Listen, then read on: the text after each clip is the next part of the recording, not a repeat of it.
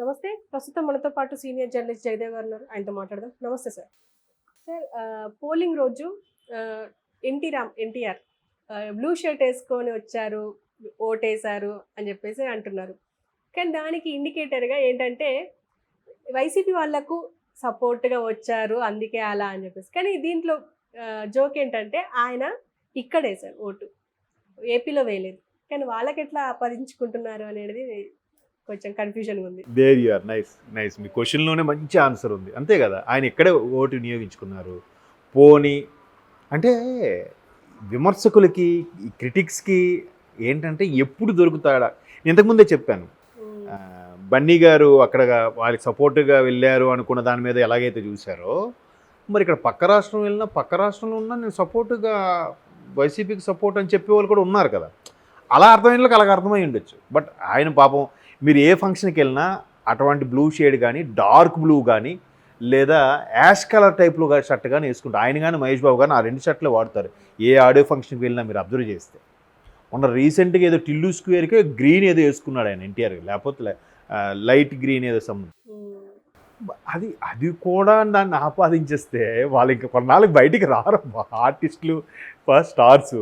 ప్రతిదానికి కూడా ఇప్పుడు అంటే ఒకటిలేండి, ఎందుకు ఇలాగా చేయాల్సి వచ్చింది, ట్రోల్స్ చేస్తున్నారంటే దానికి కూడా రీజన్ ఉంది. ఏంటంటే ఎన్టీఆర్ గారు అంత పెద్ద స్టారు తెలిసిందే, పైగా మహానటుడు ఎన్టీఆర్ గారు మనవడు, హరికృష్ణ గారు అబ్బాయి, పైగా టీడీపీ అనేది తాతగారు పెట్టింది, తండ్రి గారు దాంట్లో యాక్టివ్గా ఉన్న పర్సన్, మావయ్య ముఖ్యమంత్రిగా చేశారు, కుటుంబ సభ్యులు కూడా ప్రత్యక్షంగా పరోక్షంగా టీడీపీలో ఉన్నారు, ఒకవైపు బీజేపీలోంచి ఒక పెద్దమ్మ కాదు మేనత్త కూడా ఉన్నారు బీజేపీ రాష్ట్ర అధ్యక్షులుగా, పైగా బీజేపీ టీడీపీ మళ్ళీ కూటమిలో భాగం అయ్యే.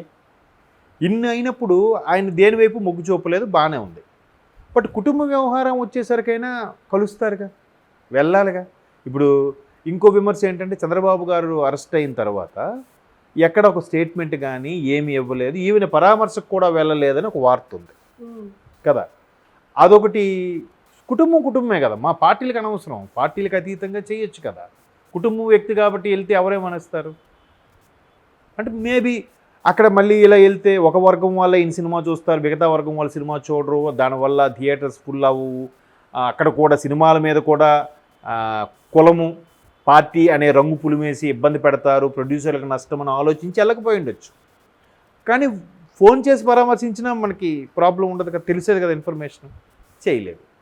తరువాత ఈ ప్రతిపక్షంలో ఉన్న వైసీపీలో ఉన్న కొడాల నానిగారు కూడా ఒకనొక సందర్భంలో, చాలా సందర్భాల్లో ఎన్టీఆర్ గారి ఫోటోలు కూడా వాడుకున్నారు, జూనియర్ ఎన్టీఆర్ గారికి ఆయన హోర్డింగ్లు పెట్టేటప్పుడు.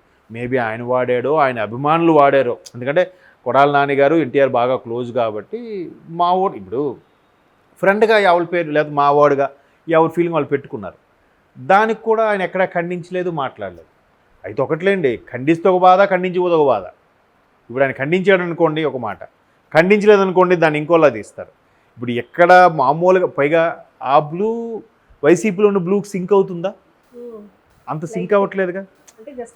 బ్లూలో చాలా షేడ్స్ ఉన్నాయి, ఇది ఒక బ్లూ, అంతే కదా. మరి యాజ్ ఇట్ ఈజ్ బ్లూ వేసుకుని వచ్చేవాడుగా, ఆయనకి తలుచుకుంటే అది దొరకదా, ఆయనకి తెప్పించుకోలేడా షర్టు? అంటే ఇలాగ రకరకాలుగా. మొన్న కూడా ఎలక్షన్స్లో ఒక ఆయన ఎర్రకండువా వేసుకొని వెళ్తే అక్కడ వంగ గీత గారు అనుకుంటా, ఎర్రకొండవా తీసేసి నువ్వు దాంతో రాకూడదు లోపలికి అని. అలా అయితే మా వాళ్ళు కూడా కొండవా అంటే ఎర్రకొండవా అంటే పవన్ కళ్యాణ్ గారేనా అంటే జనాలకి ఎందుకు అంత ఇది ఇరిటేషను? ఆయన వాడాడు కాబట్టి, లేకపోతే చెమట తుడుచుకోవడానికి ఆ వాటర్ వాడాడేమో, అది ఇంకా జనసేనకి ఆపాదించేసినట్టుగా అని ఆవిడ మాట్లాడారు. అంటే ఎక్కువగా ఆలోచించేస్తున్నారేమో అందరూ అనిపిస్తుంది సోషల్ మీడియా వచ్చాక. ఏదో ఆయన క్యాజువల్గా వేసుకున్నాడు, ఇప్పుడు వేసుకున్న బ్లూ లాంటిదే వేసుకున్నాడు ఆయన. దానికి మనం ఏం చెప్తాం చెప్పండి? ఇప్పుడు ఆయనకి ఎలా ఉంటుంది? అయితే ఇవన్నీ చూసేసి చిన్నగా నవ్వుకుంటుంటాడు, ఎవరు పిచ్చోళ్ళారండి నేను ఎలా ఉన్నా కూడా ఇది వాళ్ళ రేట్రా బాబు, నమస్కారం రా మీకు, రాజు మిమ్మల్ని పుట్టించిన దేవుడికి నమస్కారం రా అనుకుంటాడు ఆయన ఎన్టీఆర్, అంతేనా? బట్ ఆయన ఇప్పుడు చాలా ఇంతకుముందే చెప్పాడండి, తాతగారు పెట్టిన పార్టీ కాబట్టి దానికే అంకితం, డౌటే లేదు, చచ్చేదాకా దానికే అంకితం అని చెప్పారు. అంతకుముందు 2009లో చాలా అగ్రెసివ్గా ప్రతి నియోజకవర్గం తిరిగి తాతగారులాగే కాకి బట్టలు వేసుకొని మరీ క్యాన్వాసింగ్ చేశారు. అఫ్కోర్స్ అప్పుడు పీఆర్పీ ఎఫెక్టో లేదా లోక్సత్తా ఎఫెక్టో టీడీపీ చాలా దగ్గర వరకు వచ్చి పోయింది, క్రాస్ ఓటింగ్ అయిపోయి మళ్ళీ రెండోసారి కాంగ్రెస్ పార్టీ వచ్చింది, రాజశేఖర రెడ్డి గారు సీఎం అయ్యారు. ఇట్లా ఏదైతేనే మొత్తానికి ఇన్ని జరిగినప్పటికీ ఆయన దానికి చెందిన వ్యక్తే, హరికృష్ణ గారు అబ్బాయే. ఈవెన్ బాలకృష్ణ గారు ఎన్టీఆర్ కథానాయకుడు మహానాయకుడు ఆడియో ఫంక్షన్ అయినప్పుడు కూడా ఆయనే వెళ్ళాడు, మాట్లాడాడు. మొన్న కళ్యాణ్ రామ్ గారి సినిమా డెవిల్ సినిమాకు కూడా ఎంత బాగున్నా సరిగా ఆడలే. ఎందుకు? ఎక్కడ టీడీపీకి ఫేవర్గా మాట్లాడలేదనో, లేదంటే కనీసం పరామర్శకు వెళ్ళలేదని ఏదో ఉంటుంది కదా. అంత మంచి సినిమా కూడా ఆడినాడు. ఇంకోటి కూడా ఉంది, ఆయన ఏంటంటే మీరు నెక్స్ట్ ఎన్నికల్లో సపోర్ట్ ఇస్తారా, పోటీ చేస్తారని ఏదో అడిగారు ఒక జర్నలిస్టు. అడిగితే తమ్ముడిని అడిగి చెప్తాను అన్నాడు ఈయన. ఎందుకు ఆయనే ఉద్దేశంతో అని ఉంటాడు? తమ్ముడు బిజీ ఆర్టిస్టు, సూపర్ స్టారు, ఒక అంత రేంజ్ ఉన్న స్టారు ఒక షెడ్యూల్, ఒక క్యాన్వాసింగ్కి అటెండ్ అవ్వాలంటే ఒక 2 నెలలు తీసేయాలి వాళ్ళ కాల్ షీట్లోంచి. అవునా? ఈ 2 నెలల్లో ఎన్ని సినిమాలు ఆగిపోతాయి? ఎంత నష్టం ప్రొడ్యూసర్కి?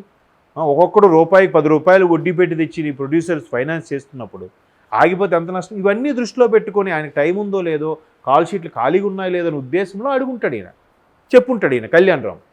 దానికి కూడా తమ్ముడిని చెప్తా అన్నాడు కదా అని చెప్పేసి ఒక వర్గం వాళ్ళని బాయ్కట్ చేసింది. ఒక ఎలా అయిపోయిందంటే అదే చెప్తున్నాను కదా, ఇప్పుడు సెలబ్రిటీస్కి ఏమైనా ఆడి క్రేజ్ వేర్రా అని అనుకుంటాం. చూసారే మరి కష్టాలు, ఇవన్నీ సినిమా కష్టాలే, దానికి దీనికి సంబంధమే లేదు. బ్లూ షర్ట్ వేసుకున్నాడు అంటాడు ఒకడు. అంతకుముందు ఇలాగే చిరంజీవి గారు ఫ్యామిలీతో వెళ్ళారని మామూలు క్యాజువల్గా వెళ్ళిపోతుంటే ఒక పెద్ద ఆయన, మేమందరం లైన్లో ఉన్నాం, మీ లైన్లో ఉండడం తెలియదా, మీరు చిరంజీవి అయితే ఎక్కువ అనుకొని. చిరంజీవి గారు ఏమో అన్న కదా ఆయన, సరే అని చెప్పి సారీ అని చెప్పి మళ్ళీ వాళ్ళకి వెళ్ళిపోయాడు, క్యాజువల్గా వెళ్ళిపోయాడు అంతే. అంటే ఏంటంటే పెద్ద పెద్ద వాళ్ళతో పెట్టుకుంటే మనం కూడా హైలైట్ అవుతామని ఫీలింగో, లేదంటే ఇతర కారణాలు కూడా అయి ఉండొచ్చు. లేదా ఈయన బై ఫ్లోలో మాట్లాడుకుంటూ అందరూ హలో అని నేను పలకరిస్తారు కదా, తెలిసిన ఇప్పుడు మనం ఆయనకి తెలియదు కానీ ఆయన మనకు తెలుసు కదా, ఆ ఉద్దేశంతోనే చిరంజీవి చూడగానే ఎవరైనా నవ్వుతారు. అంతెందుకండి, ఇవాళ రేపు జబర్దస్త్ ఆర్టిస్టులు ఎక్కడ కనబడితే ఏమో మీరేంటి మీరేనంట వాళ్ళు కూడా హ్యాపీ ఫీల్ అవుతారు, మమ్మల్ని గుర్తుపట్టారు గుర్తించారు.